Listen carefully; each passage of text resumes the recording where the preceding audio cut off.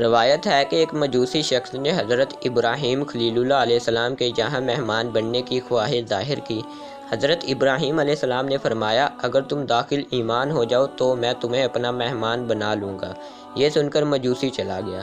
اللہ پاک نے حضرت ابراہیم علیہ السلام پر وحی نازل فرمائی کہ اے ابراہیم، تم نے دین کے اختلاف کی بنا پر اسے ایک وقت کا کھانا نہیں کھلایا، جبکہ میں اس کے کفر کے باوجود اسے مدتوں سے کھانا کھلا رہا ہوں اور پال رہا ہوں۔ اگر تم اسے ایک رات مہمان بنا لیتے تو کیا ہو جاتا؟ حضرت ابراہیم علیہ السلام مجوسی کے پیچھے دوڑے، اسے واپس لے آئے اور بڑے پرتپاک انداز میں مہمان نوازی کی۔ مجوسی نے ان سے دریافت کیا کہ اس تبدیلی کی وجہ کیا ہے؟ آپ اچانک کس قدر مہربان کیوں ہو گئے؟ حضرت ابراہیم علیہ السلام نے وحی کا ذکر فرمایا۔ مجوسی نے کہا، کیا خداوند قدس میرے ساتھ یہ معاملہ فرماتا ہے؟ یہ کہہ کر اس نے حضرت ابراہیم علیہ السلام کے دست حق پرست پر بیعت کی اور دائرہ اسلام میں داخل ہو گیا۔